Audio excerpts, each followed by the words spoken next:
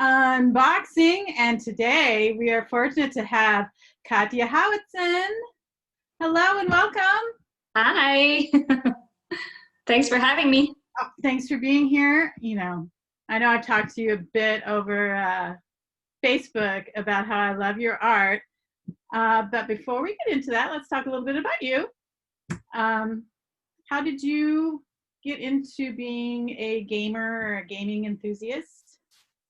Well, I grew up playing, things like Monopoly and Clue and stuff like that with my sister. And it was something that, I don't know, over the years we sort of, as we grew up, sort of, put aside and stopped playing games. And I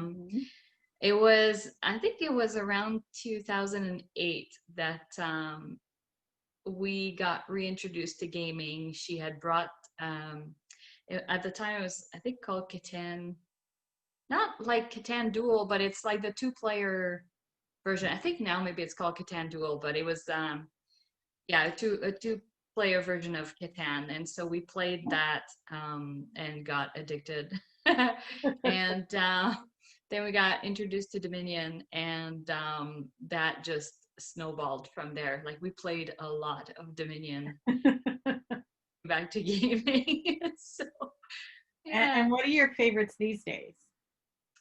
I mean, my top favorite is Five Tribes. That's a game I will never get tired of playing. I don't necessarily have like a favorite that Cartographers is something that we play often because it's so quick and easy to take out. But I'm trying to think in my collection if I have like games that I keep going back to like over and over again. And I mean, Castles of Burgundy is one of our favorites, but it doesn't go necessarily like by period of time. Like, it's just a game either becomes like something that we go back to fairly frequently, or it sits on the shelf for 2 years. Yeah. We've found, especially during the beginning of the quarantine, that we went to the comfort foods, we went to the comfort games that we hadn't played in a while. We went to Viticulture is something we played a lot when we got it, and then it sat on the shelf for a while, and we went back to that. I haven't played that. I would love to try it, and I heard that the one expansion is almost like a must. Tuscany, yeah. Yes, that's Tuscany. But I have yet to have the opportunity to play that game. I would love to, but maybe someday. Yeah. But yeah, we pulled out, Firefly, all the comfort ones that we don't normally get to, because we play a lot of games just to write about them. Well, I found you on Board Game Revolution, and I've been joining all those groups because I do have a problem when I see a game and I love the art, I'm instantly want to get it. And since we can't go anywhere, that's where I find my games is online. And I know you are a part of that group. Can you tell us a little bit about that? Yes. So it was started, I think, 4.5 years ago now by Thomas Covert. And I was brought on as a mod shortly after I joined the group. It was September 2 years ago that I joined, as the group was reaching 25,000 members. Crazy. It grew very fast. So I was just a very involved member, and I loved talking to people about games and finding out about new games. And I mean, as much as my wallet hates that, it was sort of, everybody knows how we feel about games. Once you start, it's just. I know. My husband jokes that, most men are like, she keeps buying shoes. And it's like, no. It's like, games. There's another game in the mail. I'm like, oh gosh. Sorry. Yeah. So I started getting more involved in the group, and then I was asked to become a mod, and then eventually I became an admin. So I help, in the background scene with the group, and I do some of the promotions. Like, I book some promotions, like the giveaways that we run in the group and stuff like that. So I help with that aspect. So All right, for newbies, can you explain what a mod is? I think we Oh, understand. a moderator. So on a Facebook group, you'll have a group of moderators that are basically, like we make sure that the group is running smoothly, that people are being respectful, and that the content in the group is appropriate. Like That's a hard job because there's a we lot don't of like people there. it is because at a group of like over 40,000 people now, every so often somebody will bring in politics, and so we just have to sort of remind people that it's a group about gaming, and Right. And so we they just sort find of a way to turn it into politics now too. This is our safety place. Why do you think it's gotten so? I mean, it grew fast. Why do you think people are drawn to that Facebook page? It is because I think we have one of the most engaging group. When people post, the members will comment a lot, and the mods, we comment a lot because we like to be involved with the members. And I think the giveaways are a draw for sure for some people as well. And how do they And work? we try to keep it fresh. I mean, we like the team will discuss. So for a little while we did daily challenges. Now we moved it to weekly challenges. But we try to pick a topic and then have people encourage members to talk about that topic for a week. I don't know. We like we try and keep it fresh and come up with new ideas every so often, and just to so that people don't get bored or feel like it's always the same. So it's very fresh. I love it. That's the first thing I check. So can you explain the giveaways? Well, the giveaways are done by publishers that have I would say like probably 95% of them have a game on Kickstarter or about to hit Kickstarter. So they do a giveaway in the community. So people have to enter either either it's done by a post on in the Facebook group, or it's done via the Gleam platform, and then they have to do entries to get a chance to win. So we've done a couple giveaways for retail releases, but for the most part it's usually Kickstarter releases. Seems fairly complicated with all those people joining, trying to win. It's actually the odds are better than you would think. That's what Thomas tells people is you have better odds than you think. So don't give up. Okay. I think I've tried once or twice. I'm not big on giveaways. I'm mostly there to see what new games come out. And it's funny that, well, I guess because certain games go to certain pages for their Kickstarters, but I guess I'm drawn to the games that you guys are sharing on your page. Yeah, and I'll let you know it works. I do go. For sure. I mean, I find out about new games every day. People will post something and I'm like, oh, I've never seen that before. What is that? And it's fun because sometimes you start noticing other members that seem to have similar tastes than you. Yeah, exactly. So when they post about their games that you don't have, you're thinking, I might like that one. So then you start researching, and then the boxes start coming in from Amazon, or I know. My husband said, here's another box. I'm like, I don't think it's a game, and it ended up it was a game. I'm like, I don't even remember that one. Well, what a lot of people in our bubble ask us, like, why did you pick this game? Why do you pick that? And we've been very honest throughout. I think we've been doing this for 2 years. It's the art.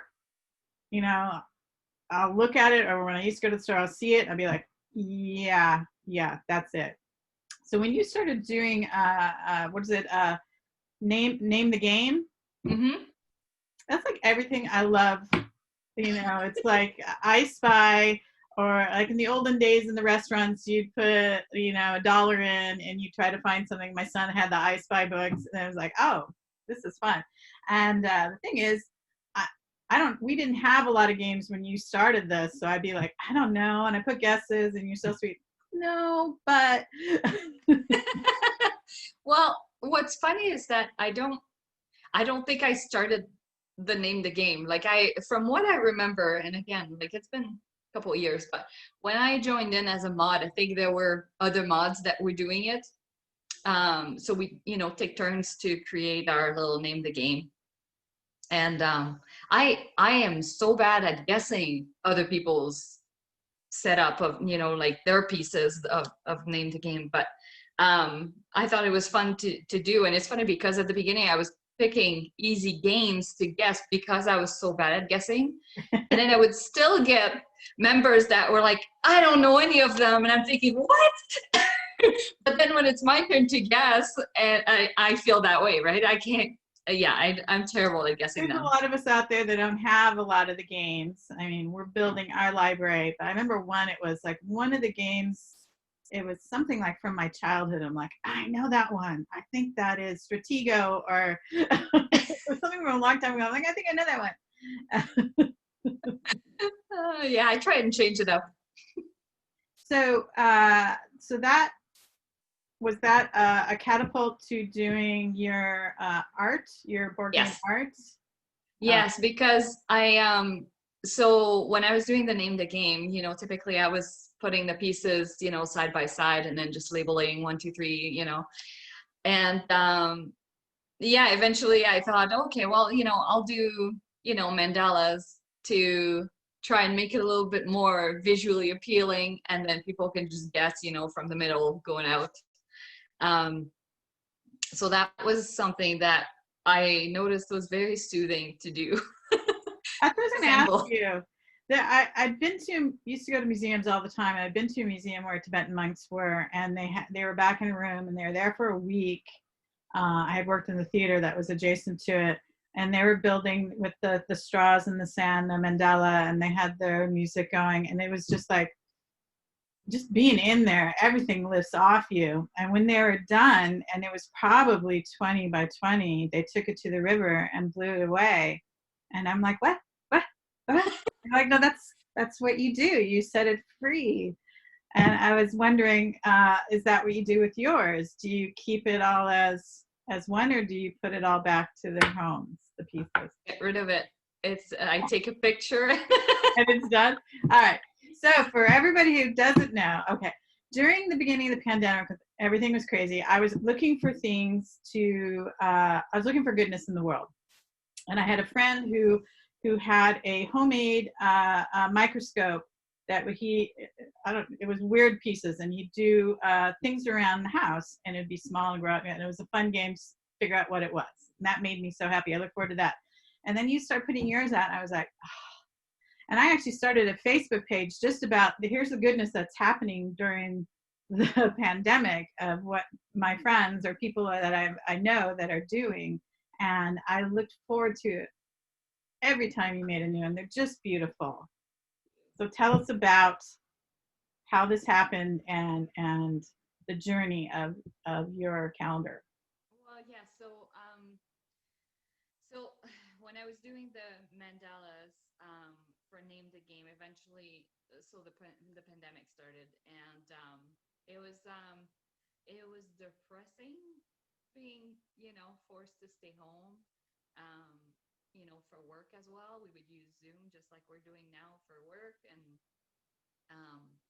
it just, I mean, we had finally found a gaming group that we would, get together fairly frequently, like almost every week. And so that hit me. And I was just seeing, like you could just feel the vibe, like on the Facebook group, and that people were sort of all feeling the same way. And because I was home more, I had time on my hands. So I thought, okay, I'm just going to make like a nice image made out of the board game components, because like I was doing those those mandalas every so often. So I just thought I'll make like a nice image, see what I can come up with. And so I think I started with a flower, and then I made like a palm tree on the beach, and they were like really well received.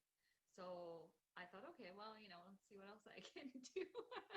So eventually I made the BGR logo, and that was challenging, but I think that took off from there. I did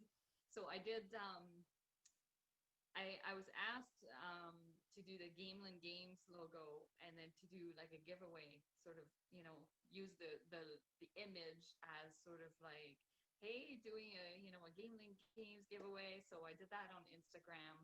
Um, and that was really fun. And that sort of like started the like growth of my Instagram page, because I didn't have Instagram before this. And That's crazy.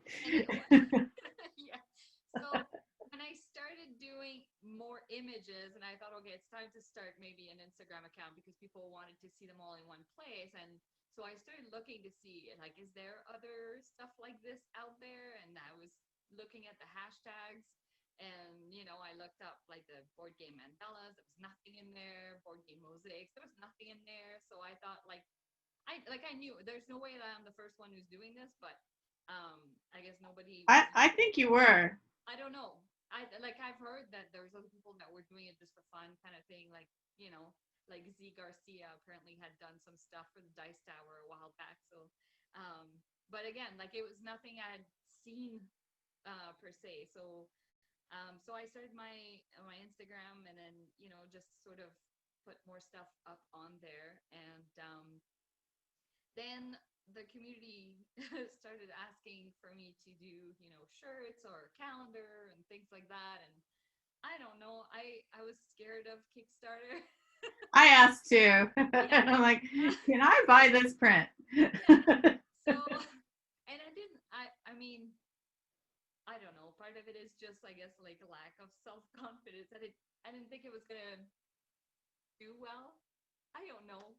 Anyways, but I had help in the background. I had, people supporting me and helping me through the process. I did like the camping page I did myself. But it was pretty fast from you to sharing it on Instagram or the Facebook page to the Kickstarter. Because like at one point you said, just hold on, I have something brewing. It was like 2 months maybe? Yeah. That's crazy. Like maybe, yeah, I think it was less than 2 months. Yeah. Okay. Let's do this. But well, part of the reason why it was so fast is because it's a calendar, so it's time sensitive. True. Like, shipping from China takes so long. If, like, for those that aren't familiar with it, is if you have a big order, like what I'm gonna have, it ends up on a boat, so it takes like 2 months to get over to the US. So when I started, considering the Kickstarter, we sort of looked at timelines of, okay, like, sort of working our way backwards. So if I want people to have the calendar, by like 1st of December or something like that, then, this is when it has to ship. So that means that this is when production has to start. That means that I have to send the files by this date. And then, so you sort of start working backwards, figure out when, the backers will get their stuff. So it was a tight timeline for sure. How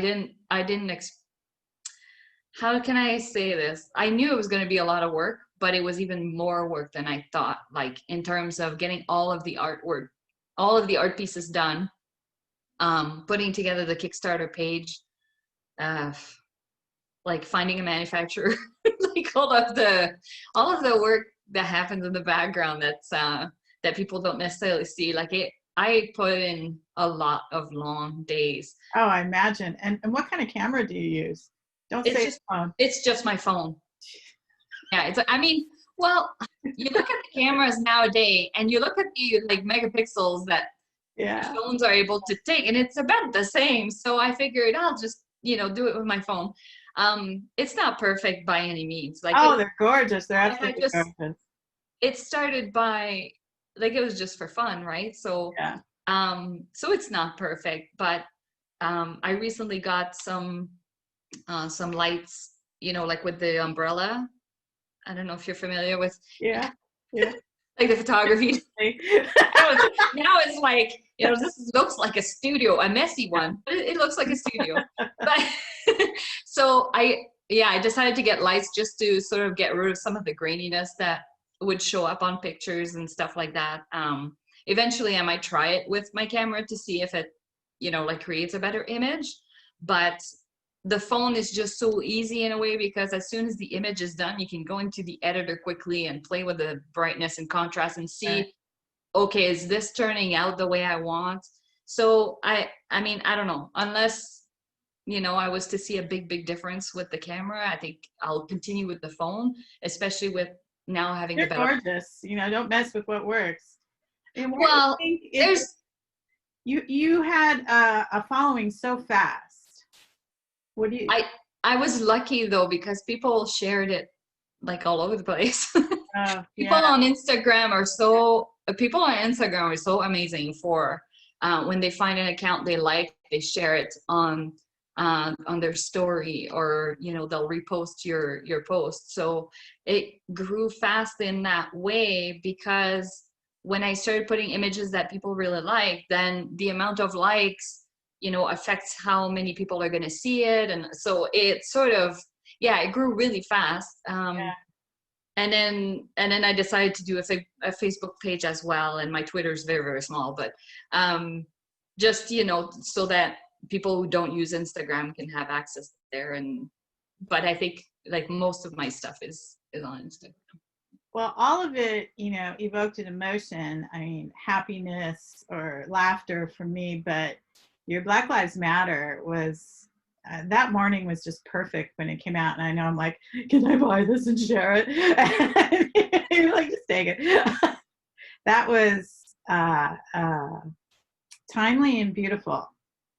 It was important for me. It's funny because I had something that day I was going to be working on, and I sort of put it on hold and started taking out pieces that I could use. Like, and again, that was like a quick one, you know, that I could make and have the positive message, you know, go out there. And then that's when, so as I was planning the Kickstarter, I realized that I should put that image out for people to be able to have if they wanted to. So it's on the it's an option as a print in the CrowdOx Pledge Manager, so that if people want the image, they can order it, and the profits from that image are going towards a charity that I chose that deals with poverty and issues that, you know, stem from racism. So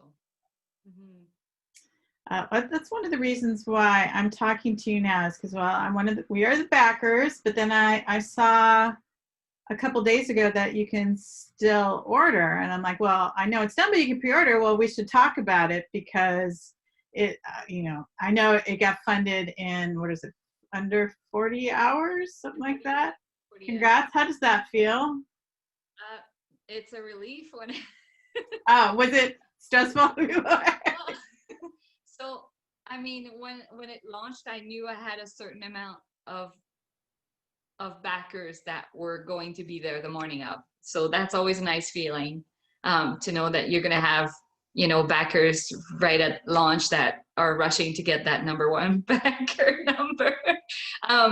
But as time goes on, you know, on the first day you see your number climb, and then you start thinking, oh, maybe I can fund in, you know, this amount of hours or this amount of days. Like, originally my plan was a week. I thought, if I fund in the first week, I'm doing okay. Yeah.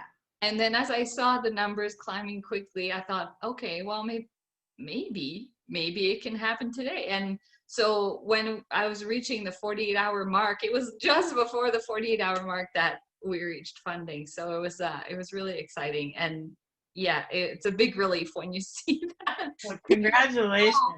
Well, and it's funny because you know that at some point throughout the campaign, you have people that back out of their pledge. So there's a little part of you that when you see funded, and then you're thinking, do I announce it now, or do I wait until I have a bit of a buffer, because I don't want to have it taken away?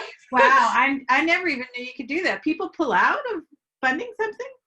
Oh, well, I mean, like, people, you know, like, people will back a game and then change their mind and cancel their pledge. So it can happen with my Kickstarter, because, you know, people either, you know, realize that, you know what, I can't afford it, so they cancel, or they drop down to $1. So then your amount dips down a little bit. So, so there's definitely a little part of me, and part of it is because it was my first time around, that I was a little bit, you know, trepidatious about announcing, oh, we're funded, and then it starts to You always worry people are going to stop listening then because, oh, she's fine. It's like, oh, she's good now.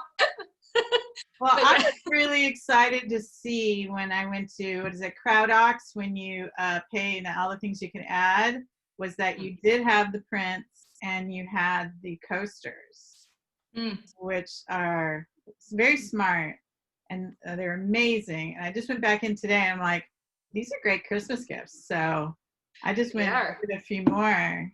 Yeah. They're coming before Christmas, aren't they? Yeah, they must be. Yeah, they should. Everything should arrive before Christmas. The way that, I had it planned. Obviously, that's, You never know. I know. You never know, but I'm hopeful that mid-November the shipment should be arriving in the US, and then it goes out from there. And it only takes a couple weeks, I was told. So it should be there before Christmas. So it was nerve-wracking because this week was when I placed the order of how much stuff. Right. So I have extras. Obviously I was hoping that, conventions would resume at some point. So I have extra calendars, but I definitely ordered extra of the wingspan coasters in case at some point, like conventions restart, and then I have a little bit to offer, or if people want to keep ordering it online, then they can. But that was yesterday or the day before. I'm like, I want to go to conventions. I want to go to a board game cafe. I want to see my son graduate and walk across the stage. Wear a mask. It's just so simple. Wear a mask. This was our big summer for Nerdz Garage. We'd been invited to quite a few conventions, and it would be, thought it was cool and flattering, and it would be nice to get the name out there. And then I was like, nope. Yes, I hear that. Yeah, I was supposed to go to 3. Yeah, I had booked 3 of them. So I was supposed to go to Origins, Gen Con, and Essen. I was going to help Grand Gamers Guild at their booth. And so everything got canceled. Well, we planned hopefully next year Essen. I know they've already canceled it this year. My husband's family is from Berlin. So, 2 birds, 1 stone. Yep. 2 birds, 1 plane ticket. Yeah. So do you have any words of wisdom for people planning on doing a Kickstarter? Definitely don't be afraid to ask for help, to ask for advice. There's a lot of people out there that are willing to help you out, just to see you succeed. And it's something that I think that now that I've gone through it once, like if somebody was to ask me for advice, I'll return the favor. I would say, like, in terms of funding goal, having a realistic funding goal. Mine, in a way, when I set my funding goal, it wasn't low. Like sometimes I see a goal for a game and I think to myself, there's no way you can make the game for that little. Yeah. And I'm only making it, like I was only making a calendar. Yeah. And I know how much it was going to cost with, manufacturing and shipping and everything.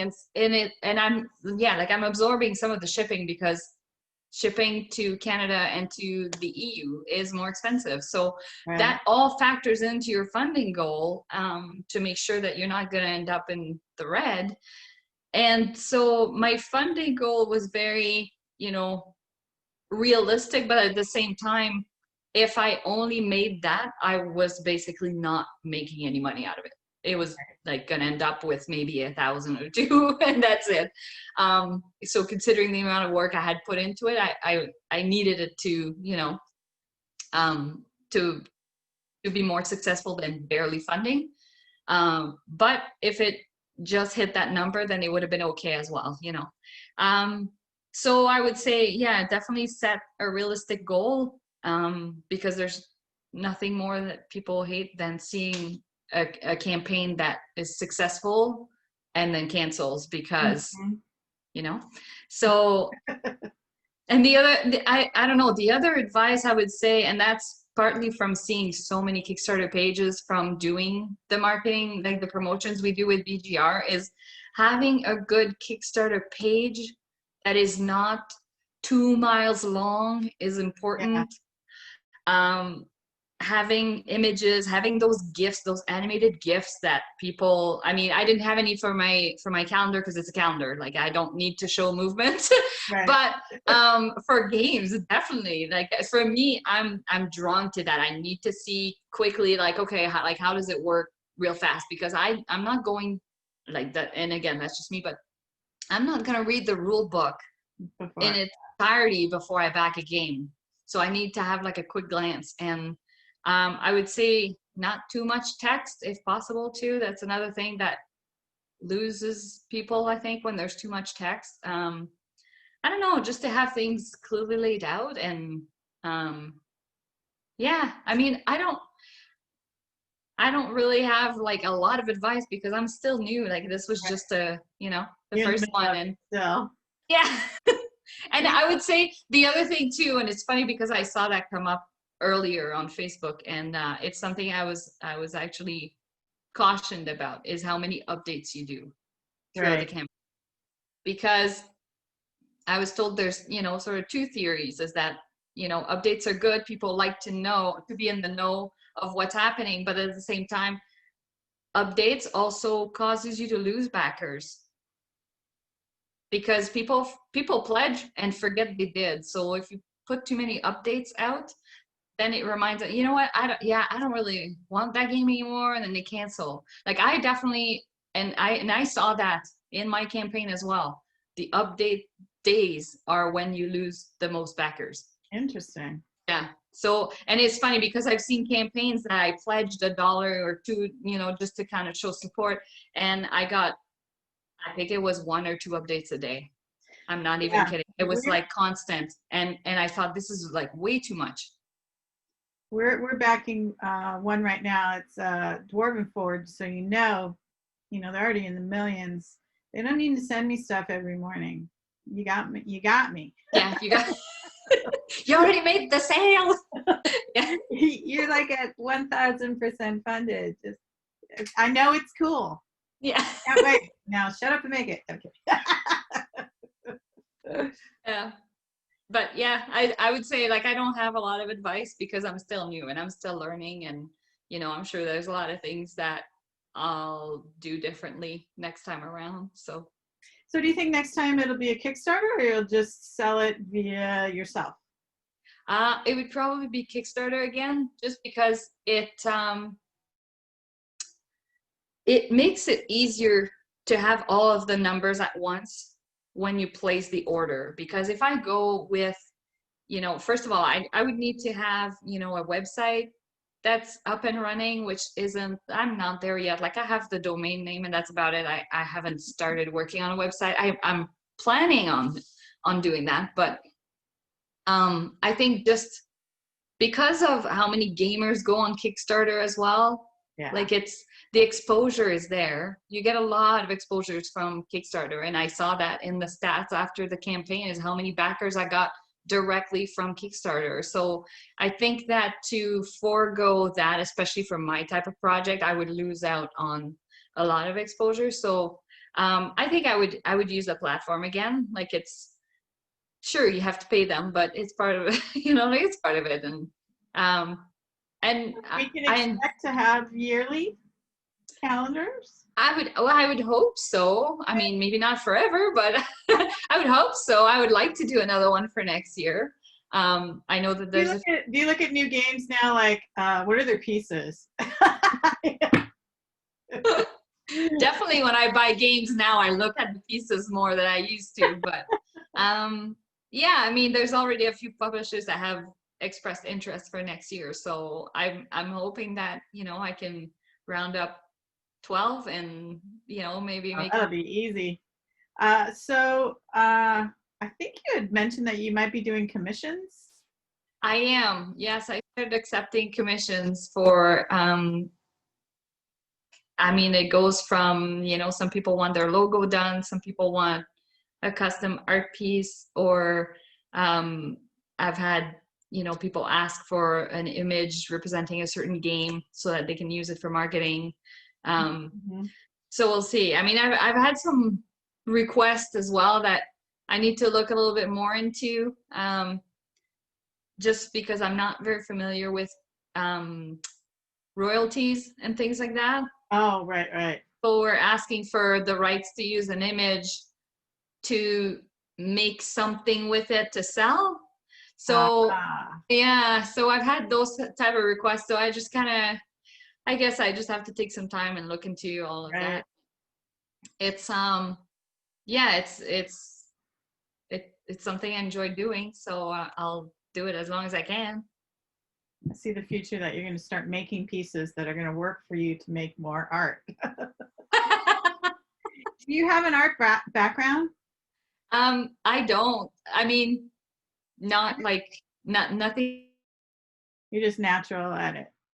Formal, really. Like I took a couple of graphic design when I was out of high school.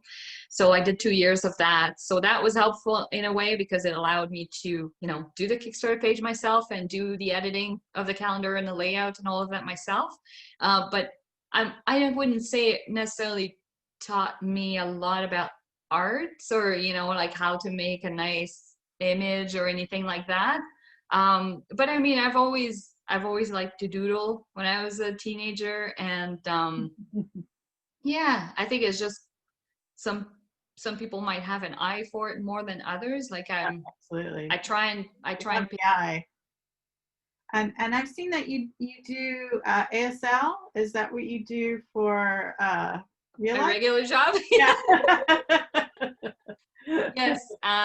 Yes, I interpret sign language here in Canada. So I do, you know, like medical appointments or college courses and things like that, you know, where there's deaf people that need an interpreter between, you know, like the doctor and themselves. Yeah, so that's what I do. That's great. I could see that being more of a need in the gaming community too. There is, in a way, because a lot of the videos that are being put out there, you know, to like tutorial for games or even reviews and things like that, the captions aren't 100% accurate. So I know that there's a channel, Dibs on Blue. She interprets. She's deaf, and she interprets some of Rodney Smith's videos.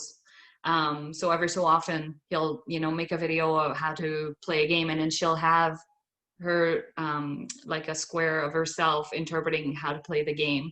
And then I did an interview with Dan Mansfield as well. He has a channel called Hands On Games, I think.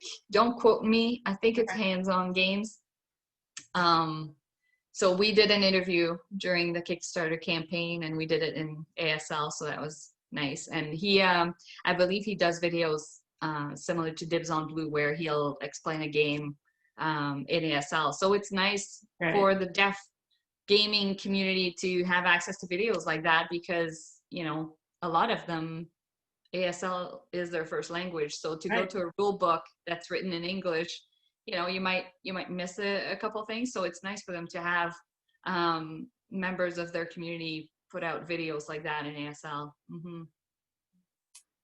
So where can we order more calendars or prints and coasters? It's on Crowdox. I have the link on my Instagram, which is Board Game Art Creations on Instagram, and then the link is there to go into the late pledges, so you can order calendars, the coasters, the magnets, and prints. Oh, the magnets, yes.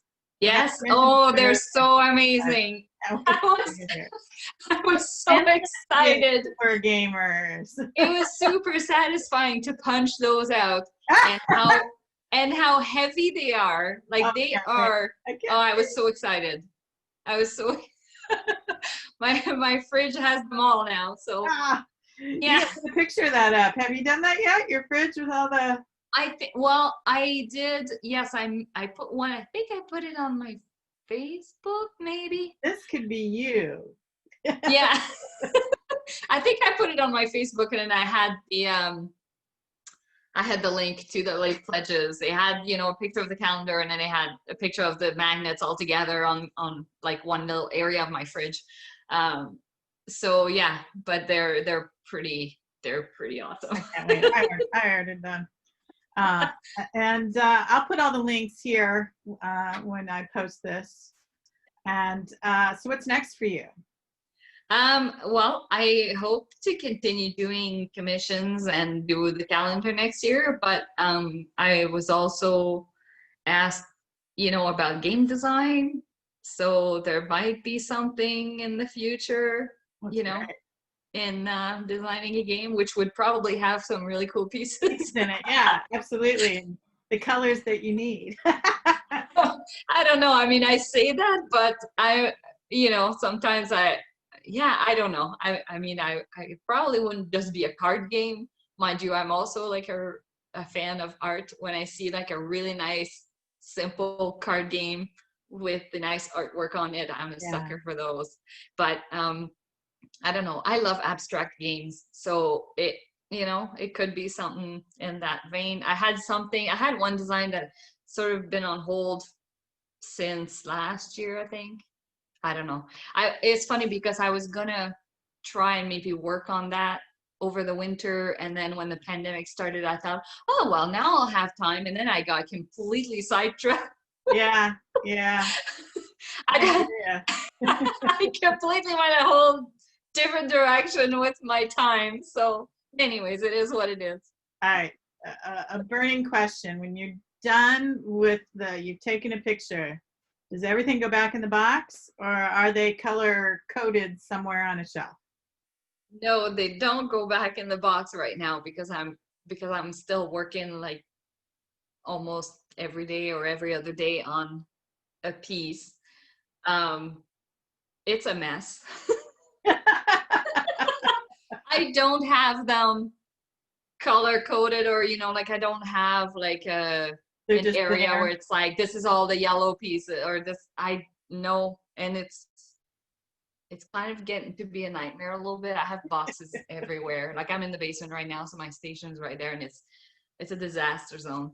But I have boxes open everywhere, so they're like stacked and diagonal on each other so that they don't crush. I have my methods in my madness, but I would say that I'm getting to the point where I may need to have like a list, like an Excel spreadsheet of some kind with, certain game, like where do I find purple? Okay, in these games, because I'm definitely, we've grown our collection since COVID started. I think like everybody. I think I saw you ask on one of the Facebooks, like, what game has this color pieces in it? Yes, this one, it was like a teal sort of aqua, like a seafoam color. Yeah. Did you find it? I was sent pieces by the client who's asking for them. Oh, okay. But I also placed a few orders to get more of those type of pieces just because it was one that I felt was important to really do well. So I should have enough of those colored pieces to start working on it soon. But yeah, I'm starting to need like a system for getting more organized because it's completely lost. Like every once in a while I will go through, that area of the basement and put everything back.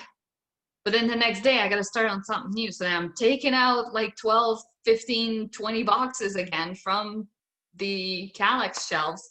So you start wondering, like, am I just better to leave them open? But at the same time, like, I'm very aware that it's, it's bothering my husband that it's there. It's bothering me too. Because, the TV, and that's the thing, is that the TV and the couch is right beside the mess. So it's starting to sort of affect, like, it's there and it's staring at me. So I'm definitely like having to figure out a way to keep more organized. Do you ever pull a game out to play and be like, oh no, I'm missing the pieces? Yeah. No, we're not gonna play that one. Let's play something else. So a little while ago, we wanted to play a game, and he asked me, he said, so what game are there no pieces out on the table in your work area right now? And because he said, I think like it would be a good time to learn anachrony. So I thought, yeah, we should be good. And then so he brought the game upstairs and started to set it up and learned the rules and all that. And then when we got ready to play, he says, oh, by the way, for the water, he says, we're using a die because, yeah, you got the water droplets in your piece of art. So it happened. Sometimes, yes, it affects the game choice at the time. Oh, I bet. We have that game. We haven't opened it up yet. Yeah. We have so many shrink wrap we need to get to. What are you playing this weekend? I don't know actually. There's a few that are sitting on our shelf of opportunity. I would love to play Tiny Towns. I got it recently, 4 pieces. Pieces.